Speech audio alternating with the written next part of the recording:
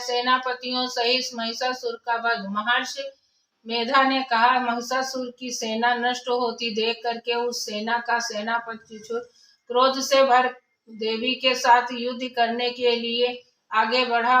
वो देवी पर इस प्रकार बाणों की वर्षा करने लगा मानो सुमेरु पर्वत पर पानी की धार वर्षा रहा हो। इस प्रकार देवी ने अपने बाणों से उसके बाणों को काट डाला और उसके घोड़ों पर सारथी को मार दिया। साथ ही उसके धनुष और उसकी अत्यंत ऊंची ध्वजा को भी काट कर नीचे गिरा दिया। इसका धनुष कट जाने के पश्चात उसके शरीर के अंगों को भी अपने बाणों से बीध दिया। धनुष, घोड़ों और सारथी के नष्ट हो जाने पर वो असुर ढाल और तलवार लेकर देवी की तरफ आया। उसने अपने तीक्ष्ण धार वाली तलवार से देवी के सिंह के मस्तक पर प्रहार किया और बड़े वेग से देवी की बाईं भुजा पर वार किया, किंतु देवी की बाईं भुजा को छूते ही उस दैत्य को तलवार के टूट कर दो टुकड़े हो गए। और इससे दैत्य ने क्रोध में भर करके शूल हाथ में लिया और उसे भद्रकाली देवी की ओर फेंका। देवी को की ओर आता हुआ देख करके वो शूल आकाश से गिरते हुए सूर्य के समान प्रज्वलित हुआ। उस शूल को अपनी ओर आते हुए देख करके देवी ने भी शूल छोड़ा और महाअसुर के शूल के 100 टुकड़े कर दिए और साथ ही महाअसुर के प्राण भी हर लिए। शिशुर के मरने के पर देवताओं को दुख देने वाला चामर नामक दैत्य हाथी पर सवार होकर के देवी से लड़ने के लिए आया। उसने आने के साथ ही शक्ति से प्रहार किया और किंतु देवी ने अपने उपकार से ही उसे तोड़कर पृथ्वी पर डाल दिया। भक्त शक्ति को टूटा हुआ देख करके दैत्य ने क्रोध से लाल होकर शूल चलाया और किंतु देवी ने उसको भी काट दिया। इतने में देवी का सिंह उछल करके हाथी के मस्तक पर सवार हो गया और दैत्य के साथ बहुत ही तीव्र युद्ध करने लगा। फिर दोनों लड़ते हुए हाथी पर से पृथ्वी पर आ गिरे और दोनों बड़े क्रोध से लड़ने लगे। फिर सिंह बड़े जोर से आकाश की ओर उछला और जब पृथ्वी की ओर आया तो अपने पंजे से चांवर का सिर धड़ से अलग कर दिया। क्रोध से भरी हुई देवी ने शिला और वृक्ष आदि की चोटों से उदग्न को भी मार दिया और कराल के दांतों और मुक्कों और थप्पड़ों से चूर्ण कर डाला। क्रुद्ध हुई देवी ने गदा से के प्रहार से उद्दत नामक दैत्य को मार दिया और भिंदपाल से वाष्पकल को बाणों से ताम्र और अंधक को मौत के घाट उतार दिया।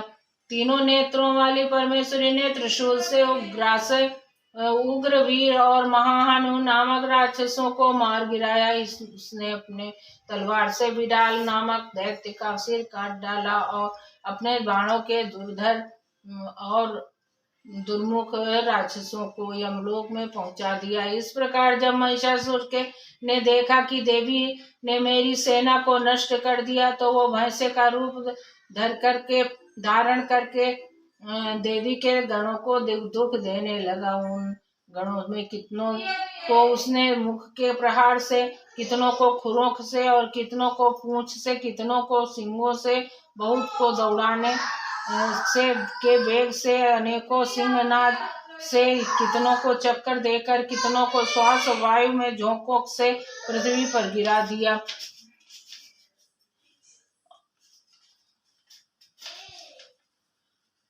और दैत्य इस प्रकार गणों की सेना को गिरा देवी के सिंह को मारने के लिए दौड़ा। इस पर देवी को बड़ा गुस्सा आया। उधर दैत्य भी क्रोध में भरकर धरती को खुरों से खोदने लगा तथा सिंगों से पर्वतों को उखाड़ उखाड़ करके धरती पर फेंकने लगा और मुख से शब्द करने लगा। महिषासुर के वेग से चक्कर देने का कारण पृथ्वी क्षुब्ध होकर फटने लगी। उसकी पूंछ से टकरा करके समुद्र चारों ओर फैलने लगे। हिलते हुए सिंगों के आघात से मेघ खंड खंड हो गए और श्वास से आकाश में उड़ते हुए पर्वत फटने लगे। इस तरह क्रोध से भरे हुए राक्षस को देख करके चंडिका को क्रोध आया और वो उसके मारने के लिए क्रोध में भर गई। देवी के पास फेंक कर दैत्य को बांध लिया और उसने बंध जाने पर दैत्य का रूप त्याग दिया और सिंह का रूप बना लिया। ज्यों ही देवी उसका सिर काटने के लिए तैयार हुई कि उसने पुरुष का रूप बना लिया, जो कि हाथ में तलवार लिए हुए था। देवी ने तुरंत ही अपने बाणों के साथ उस पुरुष को अपनी तलवार ढाल सहित बीध डाला। इसके पश्चात वो हाथी के रूप में दिखाई देने लगा। अपनी लंबी सूंड से देवी के सिंह को खींचने लगा, गर्जने लगा और देवी ने अपनी तलवार से उसकी सूंड काट डाली।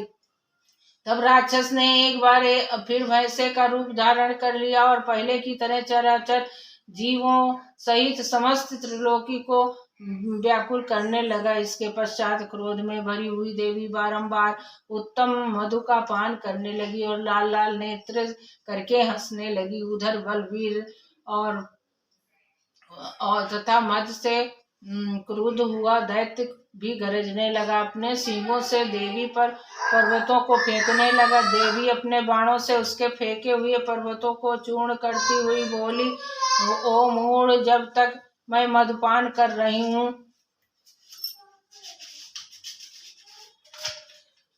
तब तक तू गरज ले, और इसके पश्चात मेरे हाथों से तेरी मृत्यु हो जाने पर देवता गरजेंगे।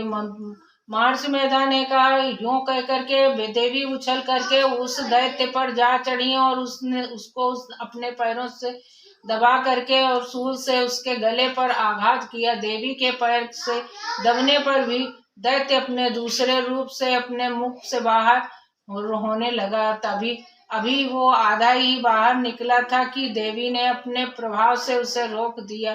जब वो आधा निकला हुआ ही दैत्य युद्ध करने लगा तो देवी ने अपनी तलवार से उसका सिर काट दिया। इसके पश्चात सारी राक्षस सेना हाहाकार करती हुई वहां से भाग खड़ी हुई और सब देवता अत्यंत प्रसन्न हुए और ऋषियों महर्षियों सहित देवी की स्तुति करने लगे। गंधर्वराज गान करने तथा अप्सराएं नृत्य करने लगी।